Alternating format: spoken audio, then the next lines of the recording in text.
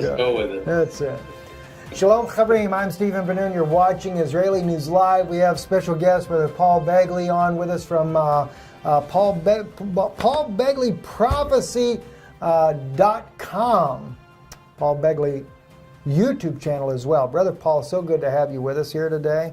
And I wanted to have Brother Paul on because when he was here in Orlando, right before he left, he brought up a story that he was sharing with me about augmented reality. And it really struck my heart. I was thinking, of course, when Brother Paul was talking to me about this, I was going back to the Atlanta conference where Yana talks about transhumanism and how transhumanism she believed to be a biblical prophecy from Matthew 24, where Jesus is quoting as saying, I think that's verse 22. Let me just pull that up real quick. I think that's where that's at.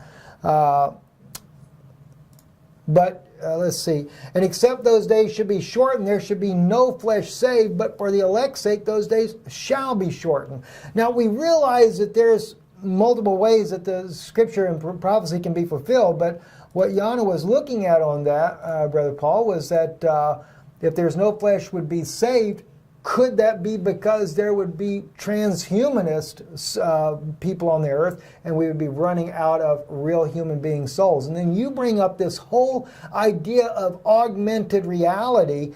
And I only say this as a conjecture, Brother Paul, because if this is something that is biblical, as far as what Yana was talking about in the transhumanism, if you go to the next verse, verse 23, and get the computer to work here, it made me think of what you spoke about this augmented reality. And that's what I want to really talk to you about again, because it really blew me away. But it says, then if any man shall say unto you, lo, here is Christ, or there, believe it not. For there shall arise false Christs, false prophets, and shall show great signs and wonders. And Brother Paul, I'd like for you to share with the listeners what you had heard about the augmented reality. And keeping in mind as you're listening to this, think about if what Brother Paul is going to tell you, what does the government have beyond that of what we will have access to in the very near future? And that's why I look at the scripture here in Matthew 24. They say, lo, here is Christ, or lo, there is Christ. Are they bringing him into an augmented reality to fool the people? Brother Paul, share with us about this. Amazing what you told me. Yes, thank you so much. Glad to be on with you, Brother Stephen. Let me just say that you're exactly right. This verse is perfect for the augmented reality, that if any man shall say unto you, lo, Christ is here or there, believe it not. Now, everybody understands what virtual reality is, and the gaming industry has used it extensively. But that means you're watching, or they can take you into a virtual world. But augmented reality is different. It's taking something from a virtual world and putting it in a real world. It is like Google glasses on steroids. Wow. Basically, and they're already doing it, and it's going to be coming forward very soon. We know that they used to do, and they still use flight simulators, whether you're going to be an astronaut or you're going to learn how to fly a plane. They can put you in a simulation, and you can really feel as if you're flying a plane. But this is actually, you'd be looking at something, you put on these glasses, you're looking, let's say, at a machine that needs a part, and you don't know what that part is. You'll be able to, someone will be able to send you the part, and you can put it in where it goes. Or, Stephen, you and I could be somewhere in another state, let's say Indiana, like where I'm at, and I could be doing a show, and I would literally just have you sit in a chair next to me. It will look to the viewers as if we're both live in the same location. But to take it a step further, it's even more than that. It's bringing in an augmented virtual reality and making it, you won't be able to tell. You're looking at something you're in real world, you're in a location, let's say you're outside, but you see two people standing there, you don't know which one's real and which one is augmented. This is where it's going, and this will mess with the mind. You talk about strong delusion. Yes. In 2 Thessalonians chapter 2, in the age of the Antichrist, They will, of course, be a strong delusion. There will be great deception, lying signs and wonders with all deceivableness. So this scripture that you just quoted, Matthew 24:23, what a way to fool people, to say, look at this. And I mean, folks will actually think for sure they're looking at Jesus Christ in the desert, or Jesus Christ is over here or over there, when it's an augmented reality being inserted into real reality. That is dangerous, Brother Paul. And the thing is how many people could be duped into this, or what image will they use? I think about too, where they have, say, for example, the Shroud of Turin, and they have been able to take and compositely from the imprint that was left on this shroud, they were able to make an image to show that this is what they, if this was indeed, I have no idea personally, but if this was indeed the shroud that was on Christ's face, they make this image to look like that. Now, here's the point. I may think, okay, I don't think that it's the authentic shroud, but this really makes no difference in that case, Brother Paul. If you've got millions of people that already believe that there's a good chance that is, and then they can take the image that they've created from that, make a body, use augmented reality, put it out there and say, Christ was in New York last week. It is a major revival. He's returned from the dead. They could use the augmented reality, and the next thing you know, people are flocking, especially, what if they put it with the Pope? Because they're not going to allow you to jump up on the Pope mobile anyway. What would happen if you have something like that? Or you could say the resurrection of the Prophet Muhammad, or Muhammad has returned, or the Mahdi, the Muslim Messiah, the 12th Imam. Yes. And multiple hundreds of thousands of people could see it with their own visual eyes, eyewitnesses, like you said, in the Pope mobile, riding along with the Pope, and it could be Jesus Christ blessing or endorsing the Pope in the Pope mobile as he rides through St. Peter's Square. No one knew this was coming. No one knew this was going to happen. They could create this unbelievable miracle, but it's nothing more than a lying signs and wonders. Yes. Great deceivableness. And Stephen, the augmented reality is a live, direct, or indirect view of a physical, real-world environment whose elements are augmented by a computer-generated perceptible information. It's literally changing in multiple sensory modulating. All right, so it will train the brain. It will literally deceive the brain into believing what they saw. I think about Fatima, right. And how, yes, exactly. 70,000 people thought they saw something that day because they were told something was going to appear that day. I don't know, but think about something like that happening, and the Virgin Mary arising somewhere. There's all kinds of things that can be done to fool the people. Well, you bring that out, Pastor Paul Begley, and the thing that's interesting to me is I remember my stepdad worked for the military, and he never said, I always wondered if he didn't work at Area 51. There was an incident that happened with a general in him that really went down kind of interesting. He ended up having to leave the military after this particular incident, and he used to say to me, and I've never actually spoke about this publicly before, but I remember years ago we came out with a new stealth type of plane at the time, and I was just amazed by it. And he told me, he says, "You have no idea, son." He said, "That is nothing." He said, "We had that 20 years ago." And I'm like, stopped for a moment, and I asked him, I said, "What do you mean 20 years ago?" He said, "You never see in the public eye what we really have until about 20 years later." He said, "That's when we allow that to go public."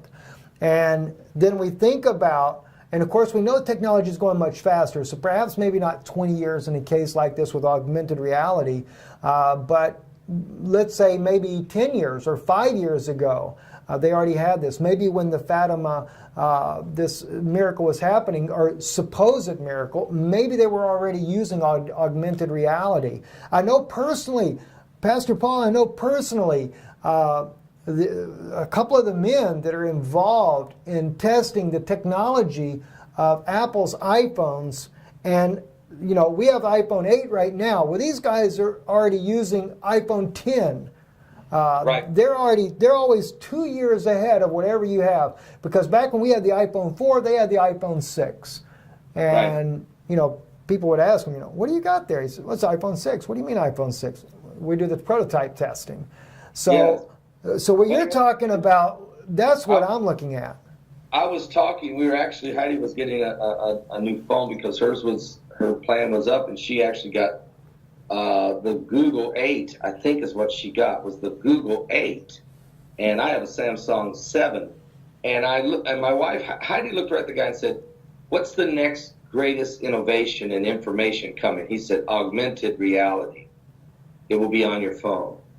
It will blow your mind. It is Google glasses on steroids. And so apparently, as you're saying, there's guys already out there testing this thing. Remember when the Google glasses came out? You would be able to be walking, you could see, but then you could also pop on the screen of your glasses, something you were Googling. Well, this is going way past that. This is actually projecting the image in front of you as if it is there. You will not know the difference between two things. It's mixed reality. That's another word they use, or computer mediated reality. But it will definitely affect your visual, audio areas of the brain, memory. I mean, this is going to augment the brain's perception of everything. And think about it, your brain, Stephen, will be trying to figure out, is this real, or is this reality, or is this virtue? And this analyzation is going to be going on, and people's perception of what they thought they saw or what they think they're seeing is going to be altered beyond your comprehension. And I believe the eyes are the window to the soul. And so this is a way to get into the soulical part of man. There's going to be literally a dangerous invasion, if you will, into the soulical heart of man. Wow. That is just wild, Brother Paul. Very wild. All right, let's move on. I'd like to cover a couple of topics with you, Brother Paul, while we have you on. And of course, we know we stirred up a whirlwind here on Israeli News Live when we brought out about the Prime Minister resigning on Monday.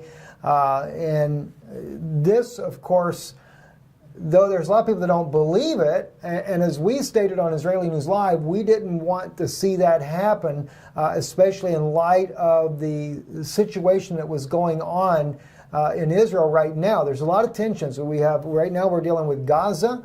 In fact, you may not be aware of this as of yet, Brother Paul, but there was a video that just surfaced on Mamre TV, where Mamre Television, which is an Arabic news station there, was showing a manufacturing facility over in Gaza where they're making 120 caliber or 120 millimeter missiles that they're building right there in Gaza to launch into Israel, and they are building hundreds of them. They literally show the entire assembly that they're doing there. Very careful on how they bring this out so that people don't really know where that facility is located at.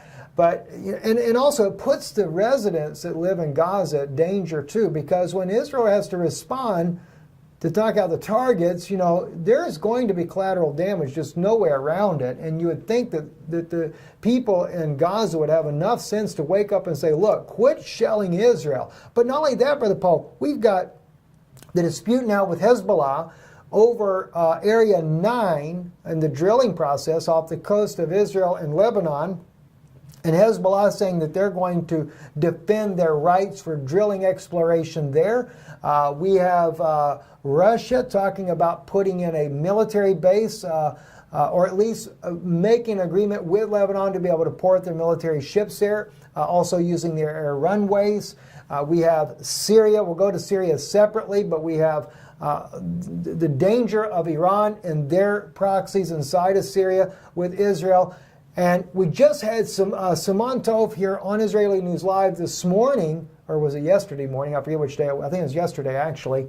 And Simon Tov brought out a very important thing, and I want to just share that with you real quick, Pastor Paul, before I get your thoughts on these issues here. We were discussing Prime Minister Netanyahu and the thoughts of the Israeli people. Now, Simon Tov, he said that the Orthodox community is not behind Prime Minister Netanyahu like they were. He said they've really begun to distrust him and his leadership. But as Simon brings out too, he says it doesn't mean, though, that Netanyahu is not the man for the job. And I thought it was interesting, and he clarified his standing on this. He said the Israeli people are more and more turning away. He said if Netanyahu were to go for another election, he would not win. He said, I really believe that he would not win.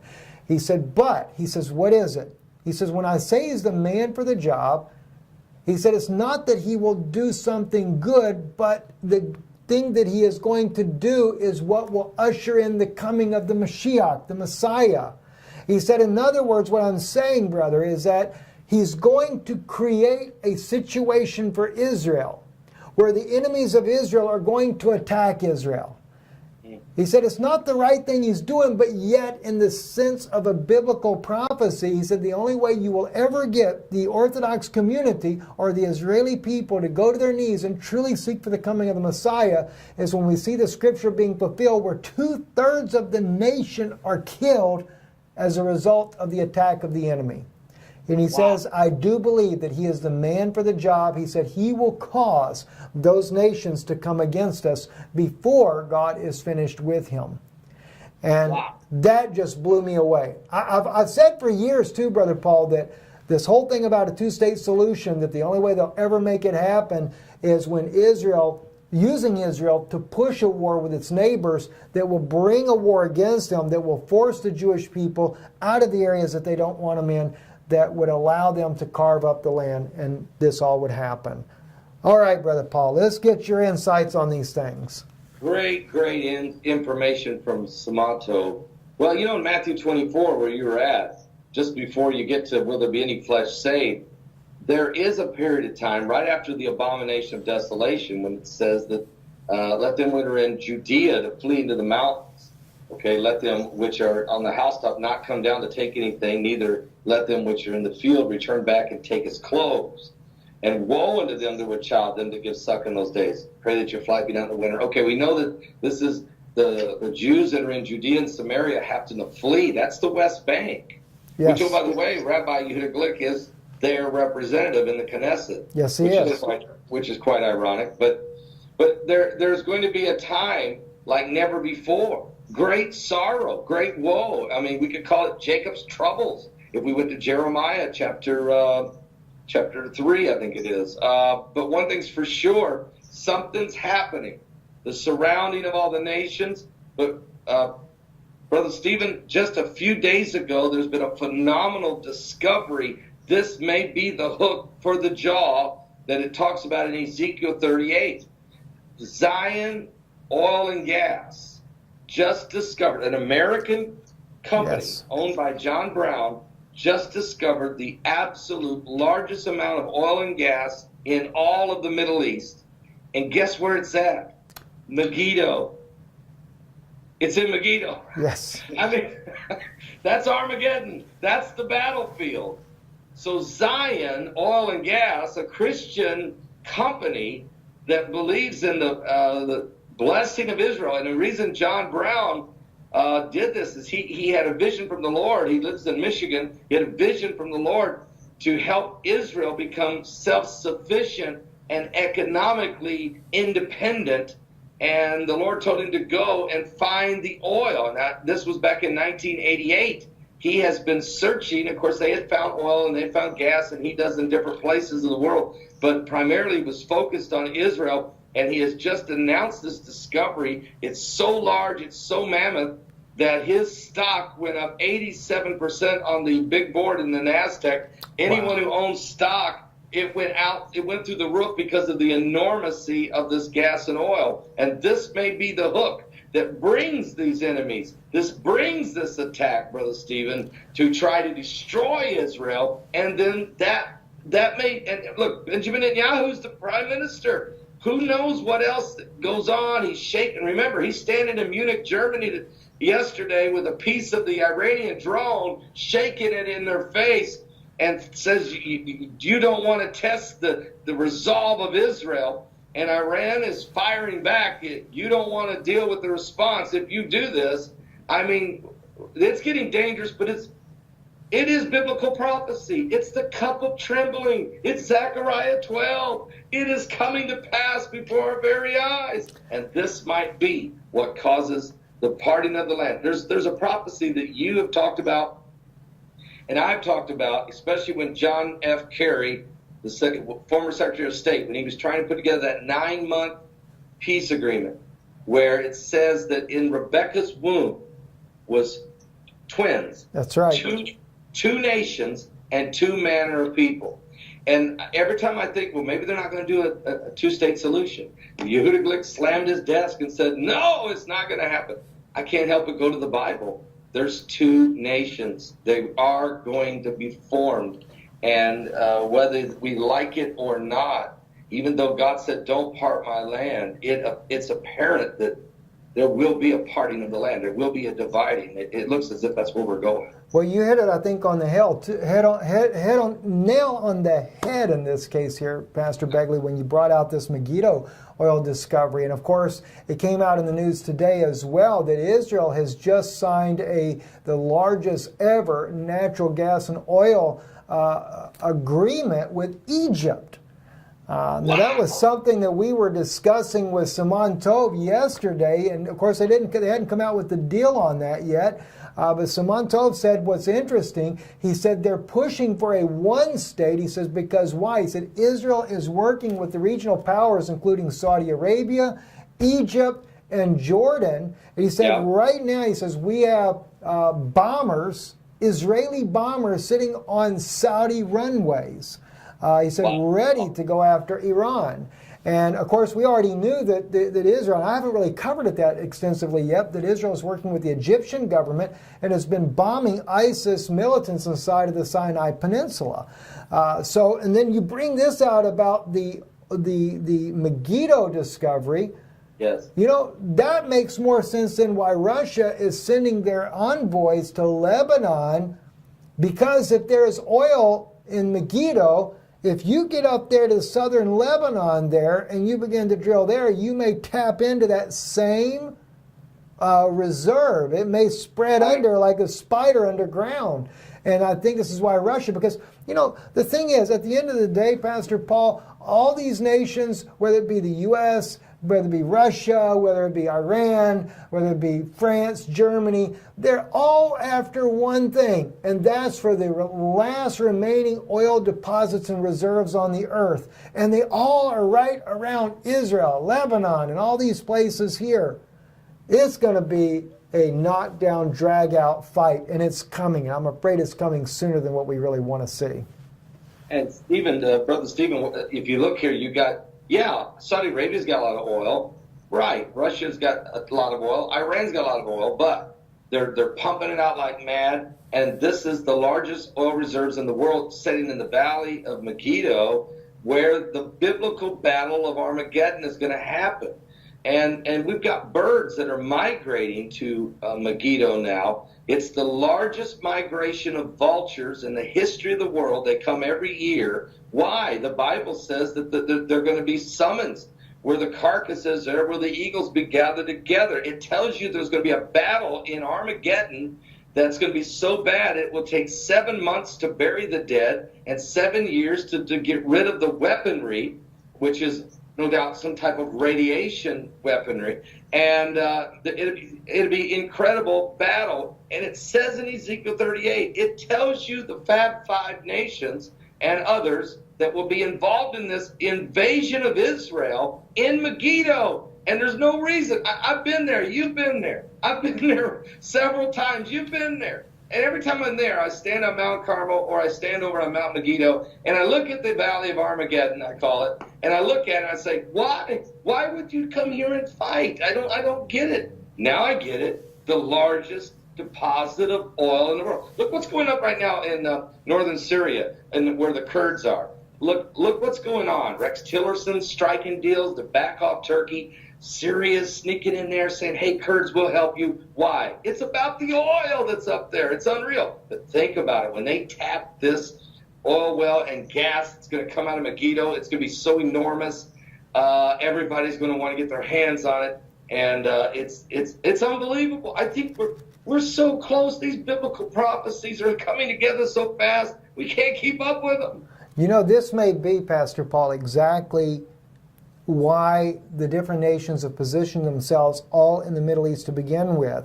Russia, United States, Turkey, Saudi. Well, the Saudis don't have their troops there, but we have other troops. We have from France and Norway. You'd be surprised some of the troops that are there. Germany is in the country of Jordan. They moved all from the encirculated air base down to the country of Jordan here on the southern side of Syria. And with that, as you mentioned, the latest move of the Syrian government making an agreement with the Kurds right now, the State Department, Rex Tillerson, backing away from the Kurds and strengthening their relationship with Turkey. It looks like that Syria is going to be the counterpeg that blows up. But could it be, Pastor Bagley, that this is going to be the excuse they use to be able to let that war spread into Israel? It could be. Could it be that it just begins to, they allow, in other words, even with Russia, because Russia's about getting that oil too. Right. All right? They ain't none of them good when it comes to that. U.S. is no different. We got over there, we got embedded with the Kurds, and we have tried to secure all the oil rigs there on the eastern side of the Euphrates. That's the largest reservoir that Syria does have. We've secured it over there. Russia is angry. They sent in, now the estimates, we broke that story on February 8th before any of the mainstream, not even Russian, Iranian, none of them had broke the story about the 100 that was killed, Assyrian soldiers with Russian mercenaries. Well, finally the facts came out. There were dozens of Russian mercenaries from the Wagner Corporation that were killed in that battle. Not just 10, as we originally reported 10, dozens were killed, and an estimated of up to 300 altogether were killed in that battle. And they say that Russia was trying to see if they could take that oil reserve that was being held by ISIS over there, and also to take out the Syrian base, which we had American soldiers there working with the Free Syrian Army over there. And that's what caused the U.S. to respond the way they did. All right, now, some people say, oh, I can't believe Russia's over there doing that.